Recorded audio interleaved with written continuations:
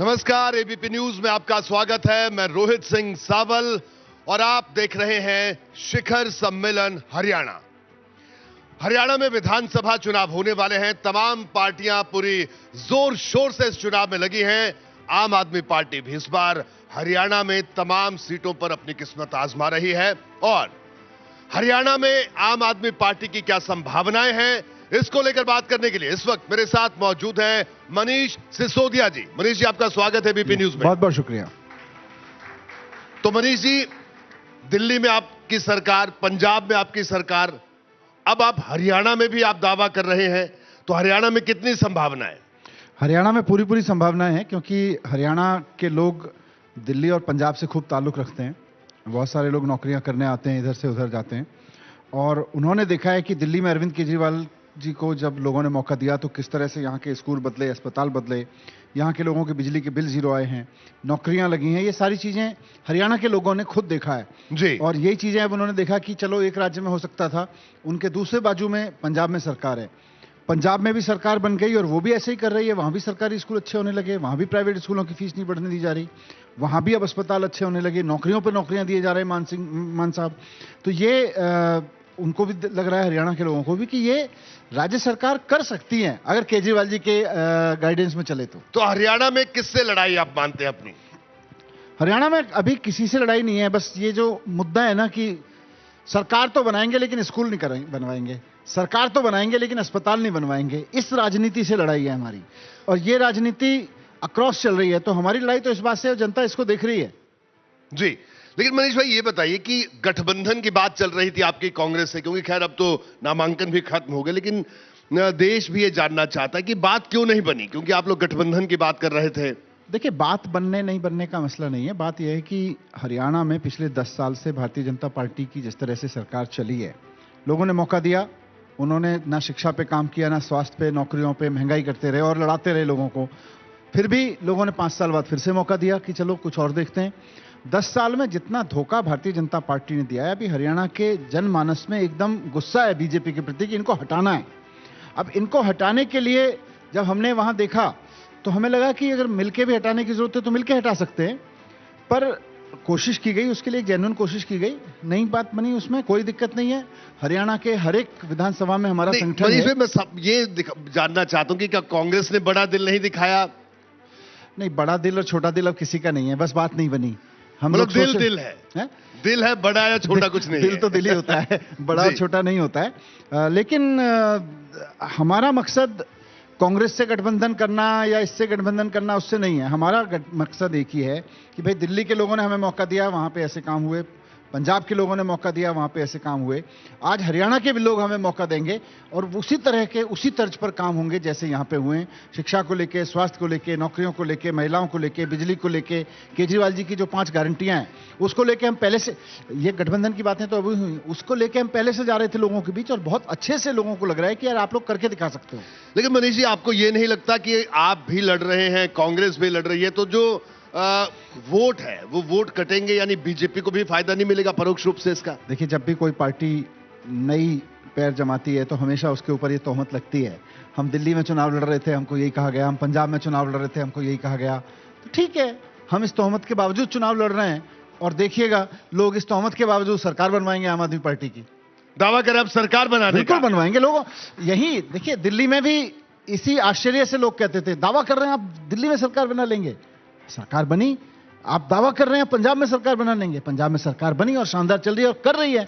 हम ये सरकार बनाने के दावे से ऊपर उठ के कर रहे हैं, हम 5 साल हरियाणा में खूब स्कूल बनाएंगे, प्राइवेट स्कूलों को फीस नहीं बढ़ाने देंगे, 200 यूनिट बिजली फ्री करेंगे। ये केजरीवाल जी की गारंटियां हैं, केजरीवाल जी की, ये हमने दी इसलिए क्योंकि हरियाणा में एक माहौल है। लेकिन मनीष जी, ये भी कहा गया कि जिस तरह से अभी पिछले दौर में जो जेल यात्राएं हुई आम आदमी पार्टी के तमाम नेताओं की, उसके बाद हरियाणा में जिस तरह से आप लोग अपना संगठन खड़ा करना चाहते थे वो नहीं कर पाए। अरविंद केजरीवाल जी, जिनके चेहरे का बहुत बड़ा फायदा आपको हरियाणा में हो सकता था, वो भी जेल में है।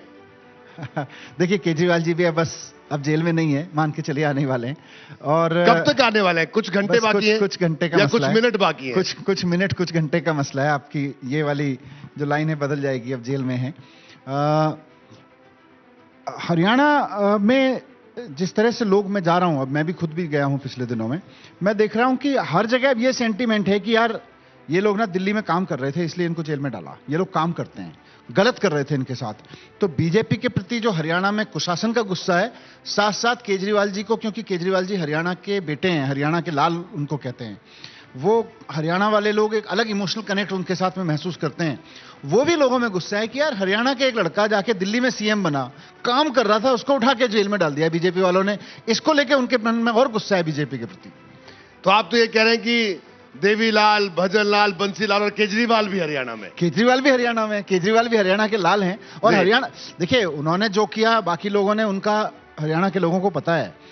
साथ साथ लोगों को यह भी पता है कि यार ये लड़का दिल्ली में गया था, आईआईटी गया, आईआरएस बना, वो ठीक है, बहुत लोग अलग, हर आईआरएस आईएएस कहीं ना कहीं से होता है, लेकिन दिल्ली में आके जिस तरह से लोगों के काम किए, अब लोगों को लग रहा है ये आदमी तो अगर हमारे पंजाब में करना शुरू कर दिया उनकी नेतृत्व में, उनकी अगुवाई में ही, उनकी गाइडेंस में, तो उनको लग रहा है इसकी गाइडेंस अगर हमारी सरकारों को मिलेगी तो क्या होगा।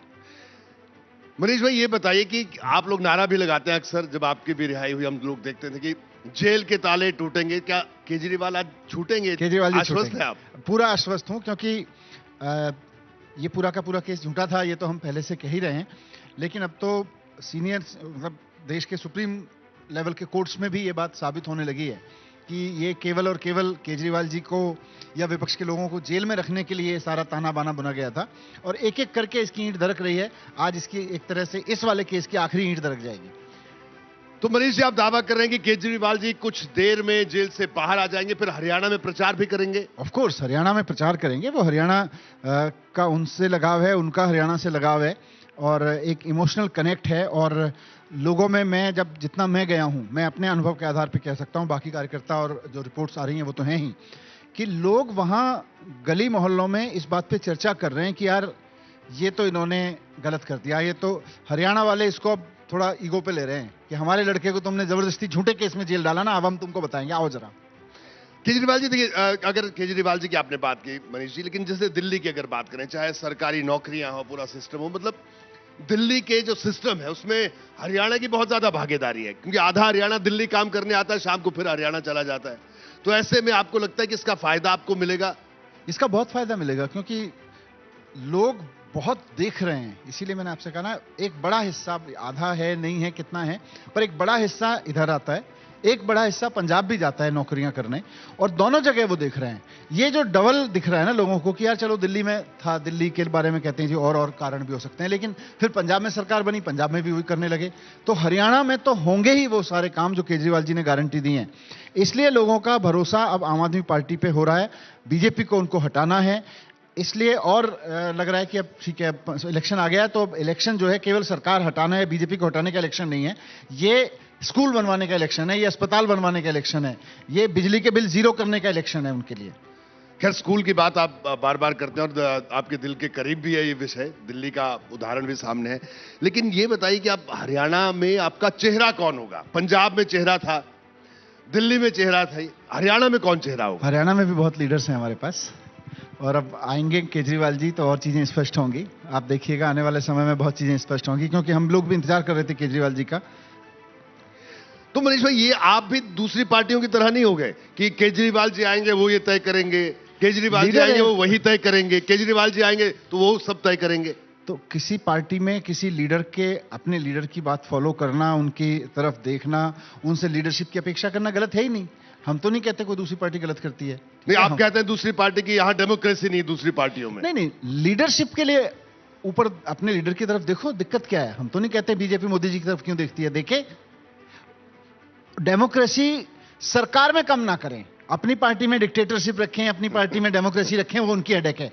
जब देश में कम करते हैं, जब संविधान के खिलाफ काम करते हैं, तब प्रॉब्लम है। जब संविधान के तहत दी गई डेमोक्रेसी को वो क्रश करते हैं, तब प्रॉब्लम है। अपनी पार्टी में मत रखो डेमोक्रेसी, हमको क्या पड़ी है।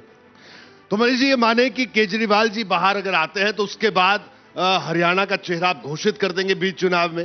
नहीं, चेहरा घोषित करेंगे या नहीं करेंगे, चेहरे कौन हो सकते हैं? हरियाणा में एक अच्छी लीडरशिप, क्योंकि मैं भी अंदर था जेल में, केजरीवाल जी भी अंदर थे, संजय भाई को भी अंदर किया, पार्टी का एक हिस्सा उधर स्ट्रगल करता रहा इन सारी लीगल बैटल्स में और पॉलिटिकल बैटल्स में।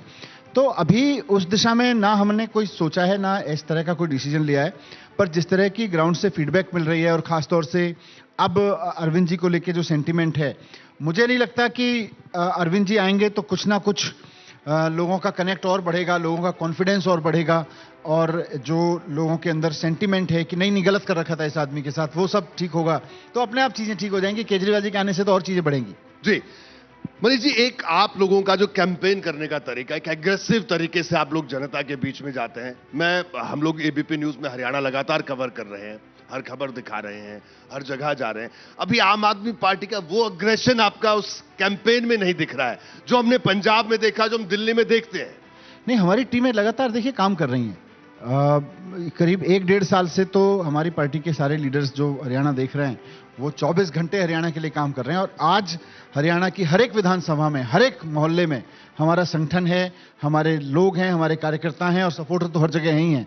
तो इसलिए आप ये नहीं कह सकते कि एग्रेशन नहीं है। अब धीरे धीरे जैसे जैसे और चुनाव के 25 दिन रह गए हैं, जैसे जैसे चुनाव और नजदीक आएगा और चीजें निकल के आएंगी। ये तो आप पंजाब में भी आज देख रहे हैं कि पंजाब में हमने ये किया, लेकिन पंजाब में चुनाव से 10 दिन पहले क्या किया और 20 दिन पहले क्या किया, वो सारी चीजें आज दिखती हैं तो एक बैग में दिखती हैं। मनीष जी, मैं हरियाणा पर बात कर रहा था, आज हम हरियाणा पे ही बात करें, लेकिन एक और सवाल जिससे पहले भी मैं आपसे कई बार पूछ चुका हूं, लेकिन आज फिर पूछूंगा, क्योंकि तमाम राजनीतिक पार्टियां हैं। देखिए, महत्वाकांक्षाएं नेताओं में होती हैं और होनी भी चाहिए, राजनीति है। तो कई तरह की खबरें कि मनीष सिसोदिया और अरविंद केजरीवाल में नहीं बन रही है, क्या होगा, कैसे होगा, अरविंद केजरीवाल जेल के अंदर है, आप सरकार चला रहे हैं, मुख्यमंत्री है नहीं, पार्टी में आपके और भी तो नेता हैं, किसी और को भी तो कोई चेहरा हो सकता था। नहीं, होने को तो कुछ भी हो सकता था जी। लेकिन अगर ये हो गया होता जी। तो भारतीय जनता पार्टी को एक शॉर्ट रेसिपी मिलने वाली थी कि भाई चुने हुए मुख्यमंत्री के खिलाफ कुछ बयान चाहिए तो किसी भी आदमी को पकड़ के जेल में डालो, 6 महीने उसको जेल में रखो, बोलो बेटा तेरे को जमानत चाहिए, तू मुख्यमंत्री के खिलाफ बोल, और वो मुख्यमंत्री के खिलाफ बोले, उसको तो निकाल दो बाहर और मुख्यमंत्री को पकड़ के अंदर डाल दो, बोलो तेरे खिलाफ किसी आदमी का बयान है हमारे पास, उसको 6 महीने जेल में रखा हुआ था। तो ये सारी चीजें आप देख रहे हो, आप कोर्ट में भी ध्वस्त होती चली जा रही है कि आप गलत करते हो, किसी आदमी को जेल में डालते हो, फिर उससे कहते हो फलाने आदमी के खिलाफ बोल, वो बोल देता है तो आप फलाने आदमी को उठा लेते हो। तो ये वाली चीज एस्टेब्लिश ना हो, इसलिए जरूरी था कि अरविंद केजरीवाल जी इस्तीफा ना दें और मुख्यमंत्री के रूप में वहां से काम करें, वहां अपने मंत्रियों को इंस्ट्रक्ट करें। तो मंत्री मिलने जाते हैं, उनको वहां से इंस्ट्रक्शन मिलती हैं। तो सुनीता केजरीवाल जी भी हरियाणा में करेंगी प्रचार पार्टी के लिए? अभी तो कर रही हैं। अब आज के बाद से उनकी भूमिका क्या होगी वो अब देखा जाएगा। तो सुनीता केजरीवाल जी आम आदमी पार्टी की नेता है या क्या है? वो हमारे सबसे सीनियर, सबसे लोकप्रिय, सर्वमान्य लीडर और जो मुख्यमंत्री जी हैं उनकी पत्नी है, और हमें बहुत गर्व है कि जब वो जेल में रहे केजरीवाल जी, तो उनके मैसेज को जनता में बहुत सलीके से और सटीक तरीके से सुनीता भाभी ने रखा, सुनीता जी ने रखा। ये हम सब लोगों के लिए गर्व की बात है। तो चर्चा तो उस वक्त ये थी कि ये बात तो कोई और भी रख सकता था, सुनीता केजरीवाल ही क्यों?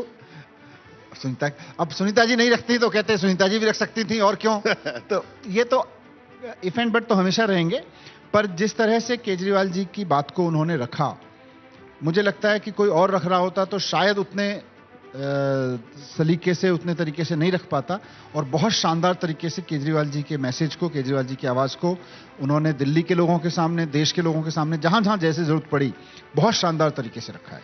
मनीष जी, ये बताइए कि अक्सर आपकी पार्टी के कई नेता कहते हैं कि साहब हमें भी ऑफर आया बीजेपी से, आपके बारे में भी कई चर्चा, तो अब ये ऑफर आना बंद हो गए? अभी भी नहीं, अब तो सब अभी भी संभावना आप में दिखती है बीजेपी को? देखिए, जब तक बेल नहीं मिली थी तब तक उनकी भी बहुत कोशिश थी कि इसको तोड़ लो, पर अब बेल मिल गई तो उनको भी समझ में आया जब ये अंदर रह के नहीं टूटा तो बाहर रह के क्या टूटेगा।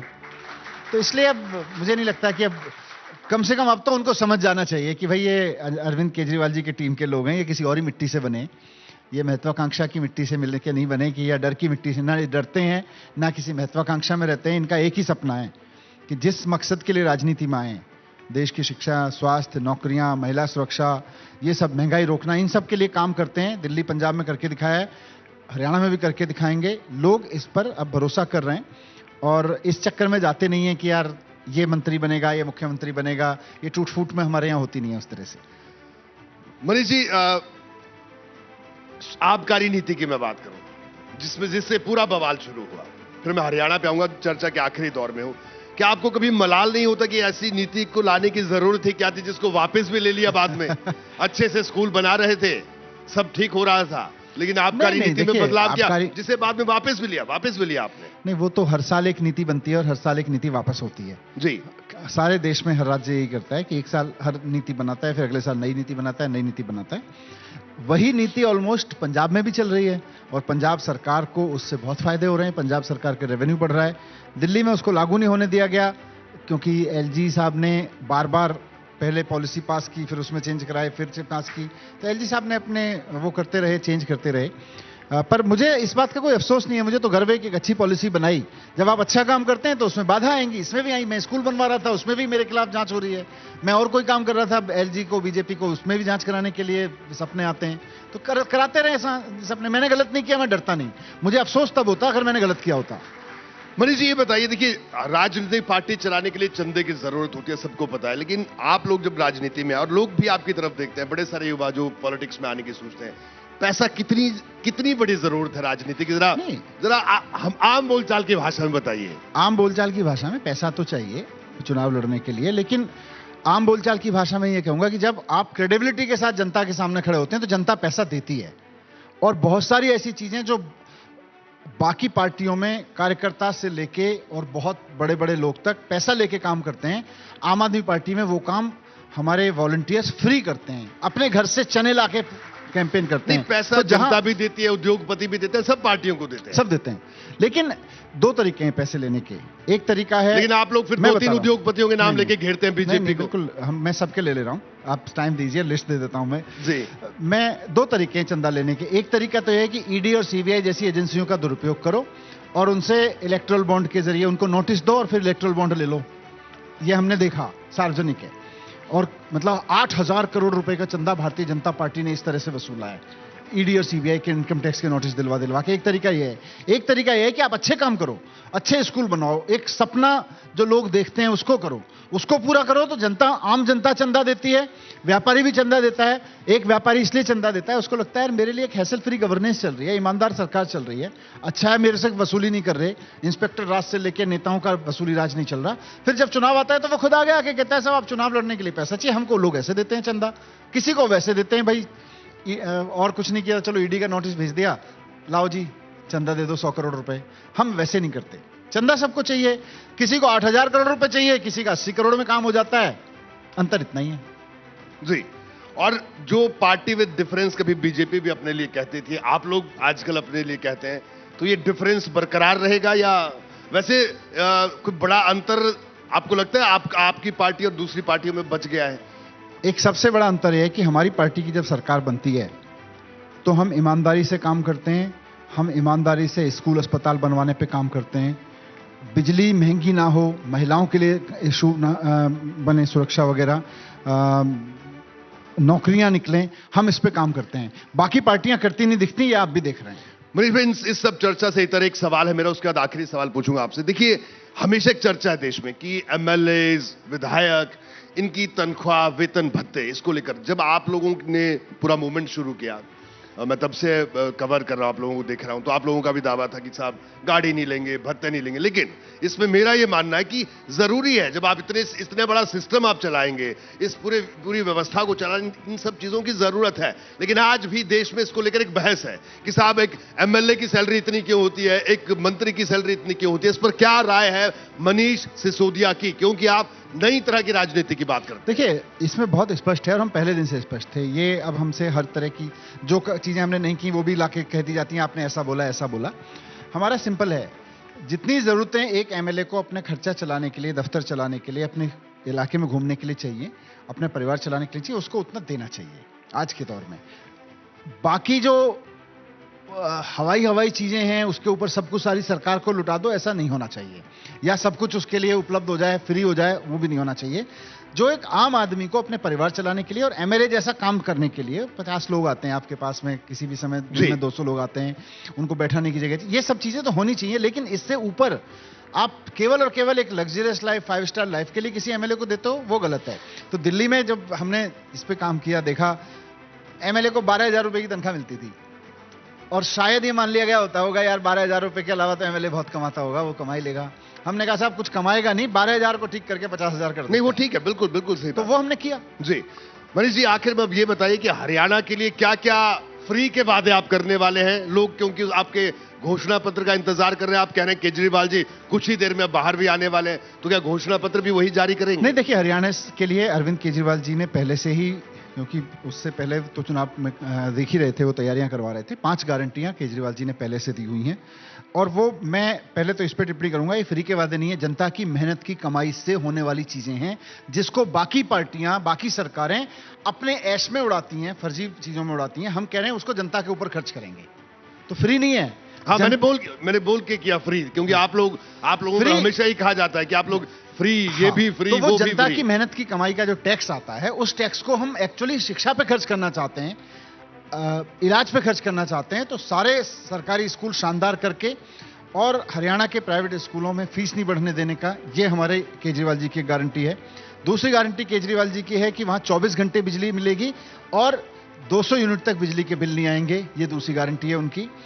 इसी तरह से 5 गारंटियां हैं। महिलाओं के लिए है कि 1,000 रुपए का उनको हर महीने का भत्ता मिलेगा, क्योंकि उनको घर का खर्च चलाने के लिए पैसा चाहिए होता है। बिजली, पानी, स्कूल, अस्पताल, युवाओं के लिए, नौकरियों के लिए जितनी नौकरियां पड़ी हुई हैं सारी भरी जाएंगी और भी नए नए अवसर दिए जाएंगे। और व्यापारियों के लिए भी ईमानदारी से काम करा जाएगा, एक नई तरह की गवर्नेंस। व्यापारी जो दिल्ली और पंजाब में देखा, टैक्स कम रख के लोगों के ऊपर बर्डन ना पड़े, उस तरह की गवर्नेंस। तो 5 गारंटियां केजरीवाल जी की हैं। तो आप कह रहे हैं कि आप पूरा पॉलिटिकल कल्चर आप हरियाणा का बदलेंगे? बिल्कुल, ये पॉलिटिकल कल्चर, गवर्नेंस कल्चर है। लोगों को अपेक्षा होती है यार सरकार है, हर चीज में कुछ ले दे के काम होगा, कोई कुछ लेने देने की जरूरत नहीं, ईमानदारी से काम होगा। खैर आप पॉलिटिकल कल्चर बदलने का दावा कर रहे हैं, लेकिन अभी तक का जो इतिहास है हरियाणा का, हरियाणा के किसान ने अपनी मेहनत से एग्रीकल्चर को तो बदला है, लेकिन पॉलिटिकल कल्चर अभी तक नहीं बदल पाया। मनीष जी आपका बहुत बहुत शुक्रिया, बहुत बहुत शुक्रिया एबीपी न्यूज से बात करने के लिए। मनीष सिसोदिया साहब हमारे साथ मौजूद थे, जिनका यह कहना है कि आम आदमी पार्टी इस बार हरियाणा चुनाव में बड़ी महत्वपूर्ण भूमिका निभाने वाली है, और वो ये भी दावा कर रहे हैं कि कुछ ही देर में, कुछ ही घंटों में जेल के ताले टूटेंगे, अरविंद केजरीवाल छूटेंगे और हरियाणा में प्रचार करेंगे और बीजेपी के पसीने छुड़ाएंगे, ये वो दावा कर रहे हैं। तो बहरहाल वक्त एक छोटे से ब्रेक का, ब्रेक के बाद भी एबीपी न्यूज पर शिखर सम्मेलन जारी है। Thank you.